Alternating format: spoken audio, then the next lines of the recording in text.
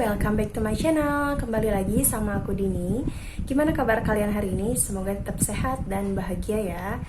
Oke, di video ini aku akan sharing ilmu sama kalian tentang mata pelajaran akuntansi keuangan atau yang biasa disebut AKE.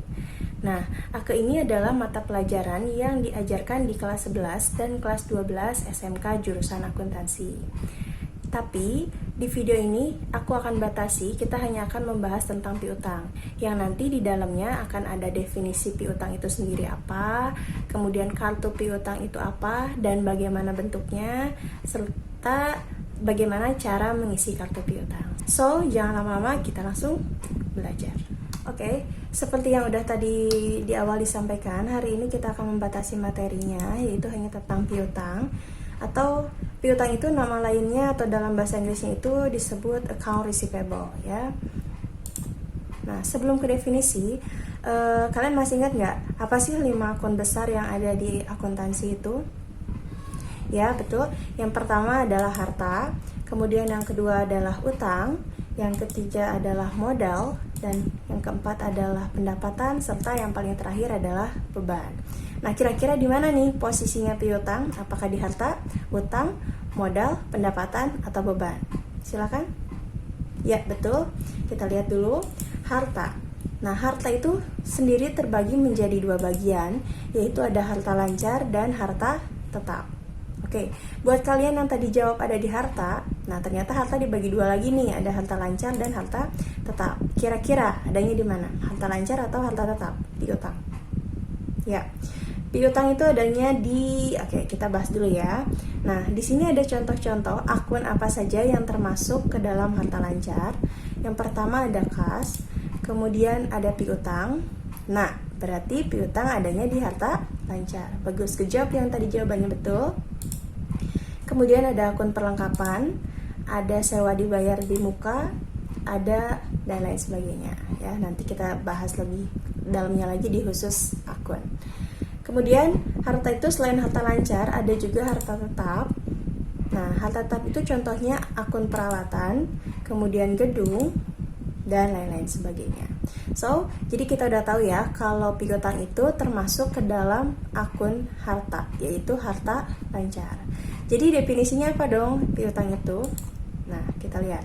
Definisi dari piutang itu adalah salah satu unsur dari aktiva lancar yang timbul karena adanya penjualan barang atau jasa secara kredit. Nah, ini yang harus digaris bawahi, secara kredit, artinya tidak tunai ya. Itu untuk pengertian piutang sendiri. Oke, untuk memperjelas gini ya. Kalau misalkan posisinya kita ngutang, itu adalah kita yang utang ke orang lain. Sedangkan kalau misalkan piutang itu adalah kita yang ngutangin orang lain. Gitu sih bahasa sederhananya ya. Oke, next. Nah, sekarang kita lanjut ke kartu piutang. Kartu piutang itu apa sih? Kita lihat ya. Kartu piutang adalah buku pembantu yang memuat tentang rincian mutasi dan saldo piutang tiap-tiap debitur atau pelanggannya. Jadi gini guys, kalau di perusahaan itu udah pasti pelanggannya itu nggak hanya 1-2 dong, ya kan? Pasti banyak. Nah, makanya kenapa perlu dibikin kartu piutang supaya perusahaan punya catatan siapa-siapa aja yang punya utang ke perusahaan atau disebutnya piutang. Ya. Oke. Nah, sekarang bentuknya seperti apa, Bu? Katanya. Ini anak nanya aja ya. Bagus tapi kritis berarti. Nah, untuk bentuknya seperti ini, kata ibu gurunya. Nah, di sini ini adalah bentuk kartu piutang di mana ada nama perusahaannya. Ini yang debiturnya atau pelanggannya ya. Ini pelanggannya. Nah, ini ada lembar keberapa, kemudian ada syarat kreditnya. Masih ingat nggak syarat kredit itu apa? Ya, nanti kita bahas ya. Kemudian ada nomor rekening, ada nama, ada alamat. Nah, selain itu di bawahnya ini ada kolom yang intinya sih di sini ya kartu piutang itu ada tanggal, kemudian ada kolom keterangan, ada referensi, ada debit, ada kredit, kemudian ada saldo, debit dan kredit. Nah, coba posisi normal dari piutang itu di mana? Debit atau kredit? Ya, betul. Jawabannya adalah debit. Kenapa? Karena piutang termasuk kelompok harta. Harta itu semua posisinya ada di debit. Oke, setelah kalian mengetahui bentuk kartu piutang itu seperti apa, kita akan lanjut ke dokumen-dokumen apa saja yang menunjang dalam pengisian kartu piutang. Di sini akan kita bahas satu persatu. Ya, yang pertama itu ada faktur penjualan, kemudian ada bukti memorial, ada bukti kas masuk, dan ada memo kredit. Kita lihat ya definisinya satu-satu. Oke, kita mulai dari faktur penjualan. Faktur penjualan itu adalah dasar pencatatan timbulnya piutang dari transaksi penjualan secara kredit. Nah, faktur penjualan ini adalah faktur yang dikeluarkan sebagai bukti bahwa seseorang telah melakukan piutang atau pembelian secara kredit. Selanjutnya adalah bukti kas masuk. Bukti kas masuk itu adalah dasar pencatatan berkurangnya piutang dari transaksi piutang oleh debitur. Nah, kalau tadi faktur penjualan itu adalah faktur yang gunanya untuk mencatat saat terjadinya piutang. Kalau bukti kas masuk itu adalah bukti yang mencatat saat piutang itu berkurang. Kenapa bisa berkurang? Karena ada kas masuk, alias ada kas yang dibayarkan untuk mengurangi piutang tersebut, ya. Kemudian ada memo kredit, alias dasar pencatatan retur penjualan. Retur itu apa? Retur itu adalah pengembalian barang, ya. Contohnya nih, misalkan perusahaan A menjual sepeda kepada perusahaan B, ya. Saat terjadi penjualan sepeda secara kredit, maka dikeluarkan faktur penjualan sebagai bukti bahwa telah terjadi penjualan barang secara kredit. Kemudian nanti ketika perusahaan B bayar, itu akan ada bukti atau dokumen bukti kas masuk sebagai berkurangnya piutang karena tadi si B udah bayar ke si A. Kemudian memo kredit itu adalah pencatatan retur. Retur itu adalah pengembalian barang karena tidak sesuai, misalkan rusak atau warnanya tidak sesuai dengan pesanan, ya. Nah, misalkan tadi si perusahaan A menjual 10 sepeda ke perusahaan B dan ternyata 2 sepeda yang dijual itu tidak sesuai warnanya. Makanya si perusahaan B berhak mengajukan retur ke perusahaan A karena barang yang dipesan itu tidak sesuai. Nah, itu gunanya memo kredit. Kemudian yang terakhir ada bukti memorial. Di sini bukti memorial itu memiliki pengertian dasar pencatatan penghapusan piutang. Penghapusan piutang berarti piutangnya dihapus gitu? Ya, betul. Piutangnya dihapus. Kenapa piutang harus dihapus? Karena kan dong yang punya utang gak bayar. Ya, di perusahaan itu mungkin saja terjadi perusahaan tidak bisa bayar utangnya atau tidak bisa melunasi piutangnya. Kenapa? Misal tadi si perusahaan A menjual ke perusahaan B 10 sepeda, diretur 2 ya, tadi karena tidak sesuai. Nah, kemudian si perusahaan B ternyata tidak bisa membayar piutangnya dikarenakan misal perusahaan si B itu mengalami kebakaran atau kebangkrutan yang tidak memungkinkan dia bisa bayar utangnya ke perusahaan A. Maka dibuatlah bukti memorial bahwa si perusahaan B itu tidak bisa membayar ke perusahaan A yang nantinya akan berujung pada penghapusan piutang, ya. Nah, untuk lebih jelasnya kita akan langsung lihat saja contoh dari bukti-bukti transaksi ini dimasukkan ke dalam kartu piutang. Kita beralih ke Excel dulu ya. Oke, sekarang kita lihat. Di sini ada daftar penjualan dari PT Adila ke toko Banda. Artinya si Banda yang ngutang ke Adila dan buat Adila itu adalah piutang. Nah, di sini ada kolom tanggal, nomor faktur penjualan dan jumlah nominalnya. Tanggal 1 bulan 6 tahun 2020 ini toko Banida mempunyai utang ke toko Adila sebesar 4 juta. Atau buat si Adila mah ini adalah piutang. Tanggal 6 ada piutang 3 juta dari toko Banida, kemudian tanggal 8 ada juga piutang dari toko Banida dan seterusnya. Nah, ini adalah daftar penjualan dari PT Adila ke toko Banida. Artinya semua transaksi ini menggunakan faktur penjualan karena melakukan penjualan barang secara kredit dari Adila ke Banida. Nah, selanjutnya itu ada kolom transaksi penerimaan dari toko Banida. Artinya si Banida ini bayar ke toko Adila.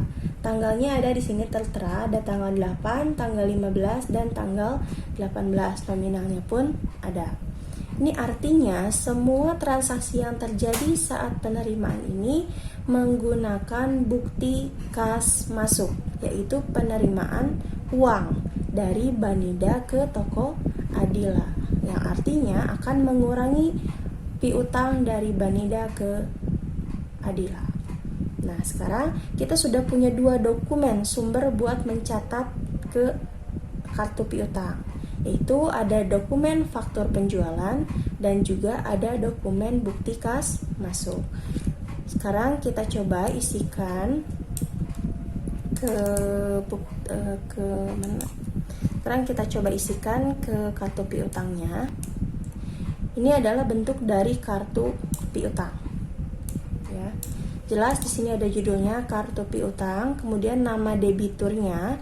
Dari nama debiturnya itu adalah toko Banida. Si Banida yang ngutang ke Adila, ya. Ada alamatnya di Jalan Andara nomor 23, nomor teleponnya sekian. Ini adalah kartu piutang nomor 14. Kita lihat dulu gimana cara masukinnya. Oke, yang pertama kita akan memasukkan tanggal. Kita akan mencatat ini. Perlu kalian ketahui, untuk mengisi kartu piutang, tanggalnya itu harus berurutan dari tanggal 1 nanti sampai tanggal 30 atau 31 ya, atau mungkin 28 untuk bulan Februari. Nah, kita mulai dari tanggal yang paling awal itu adalah tanggal 1 bulan 6. Kita lihat. Kita masukkan di sini tanggalnya, kemudian kita masukkan nomor buktinya 095 F095 itu artinya faktur penjualan nomor 095. Keterangannya kita isi dengan saldo awal. Oke, karena ini saldo awal berarti kita isikan saja ke saldo piutangnya sebesar 4 juta. Dari sini ya, 4 juta. Kemudian tanggal berikutnya yang mendekati tanggal 1 itu adalah transaksi tanggal 6. Kita masukkan transaksi tanggal 6. Kemudian nomor buktinya ini ya 101, karena dia dari faktur penjualan berarti kita tulisnya F101. Kemudian keterangannya ini penjualan nggak diisi juga nggak apa-apa. Nah, sekarang kita masukkan jumlah yang 3 juta ini. Karena piutang itu termasuknya kelompok harta, berarti dia ditulisnya di debit. Oke, kita masukkan 3 juta. Nah, kalian lihat di sini, sebelumnya kita ada saldo 4 juta, berarti karena piutang dari toko Banida itu bertambah sebesar 3 juta, maka saldonya berapa? Ya, 7 juta. 4 juta ditambah 3 juta. Oke. Berikutnya setelah tanggal 6 ada tanggal 8. Kita masukkan ke sini tanggal 8. Begitu juga dengan nomor bukti, berarti nomor buktinya adalah F120 ya. Keterangannya nggak usah diisi. Ini posisinya nominalnya juga sebesar 6 juta, kita simpan di posisi debit 6 juta. Nah, saldo tadi kita terakhir 7 juta, kemudian ada piutang lagi 6 juta, berarti saldonya berapa? Ya, saldonya adalah 13 juta. Kemudian setelah itu ada lagi transaksi tanggal 8 dari penerimaan kas. Berarti ini bukti kas masuk. Kita masukkan dulu tanggalnya, tanggal 8. Nomor buktinya karena ini dari bukti kas masuk, berarti bukan F ya kodenya, tapi BKM. BKM 1270. Yes. BKM 270. Nah, karena ini kasnya masuk berarti akan mengurangi piutang, maka posisinya disimpannya di kredit, bukan di debit. Ya, kita masukkan angkanya 4 juta. Saldo kita tadi ada 13 juta, kemudian piutangnya dibayar sama si Banida sebesar 4 juta, maka saldo piutang si Banida sisa 9 juta. Oke. Next, selanjutnya adalah tanggal 15. Kita masukkan ke sini tanggal 15. Ada bukti kas masuk juga ya, dengan kodenya atau nomornya itu 290. Kita masukkan. Nah, bukti kas masuk berarti akan mengurangi piutang.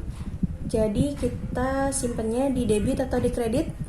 Ya, kita akan nyimpennya di debit. Oke, kita masukkan angka yang 3 juta ini di debit. Nah, saldo kita tadi ada 9 juta dikurangi sama 3 juta berarti sisa berapa? 6 juta. Oke. Yang terakhir ini ada transaksi tanggal 18. Di sini kita masukkan biasa tanggal. Kemudian kira-kira ini BKM berapa nih? BKM 300. Oke, diisinya di mana? Debit atau kredit? Ya, betul, di kredit karena masih BKM mengurangi piutang. Nah, tadi kita punya saldo piutang dari Banida itu sebesar 6 juta, kemudian sekarang dibayar lagi 6 juta, berarti saldonya 0. Karena 6 juta dikurang 6 juta habis. Nah, gitulah caranya untuk mengisi kartu piutang, ya. Jadi sekali lagi, kalau faktur penjualan itu adalah bukti saat terjadinya transaksi piutang, alias saat terjadinya penjualan secara kredit. Kalau BKM itu adalah bukti saat kas masuk atau saat kas piutang menjadi berkurang karena dibayar, kasnya masuk ke toko Adila, ya. Oke, setelah kita mengetahui bagaimana cara pengisian kartu piutang, kita lanjut dulu ke materi berikutnya. Materi berikutnya itu adalah tentang penghapusan piutang. Ya. Kalian bisa lihat gambar di sini, karena piutang dihapuskan berarti uang dari PT tersebut melayang, seperti gambar di sini. Nah, penghapusan piutang itu apa sih? Penghapusan piutang adalah kerugian yang timbul karena adanya piutang yang tak tertagih. Artinya nggak bisa ditagih, nggak bisa diterima uangnya. Nah, untuk penghapusan piutang itu memiliki dua metode. Yang pertama itu adalah metode langsung, dan yang kedua adalah metode tidak langsung.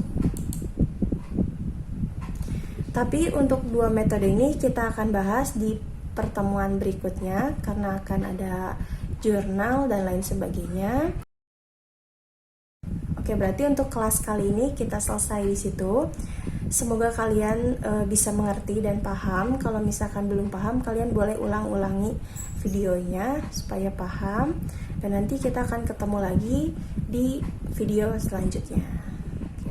Oke, buat yang baru gabung, jangan lupa like, comment, share, and subscribe. Semoga video ini bermanfaat buat kita semua, dan dukung terus channel ini supaya terus upload video-video tentang pembelajaran. Terima kasih.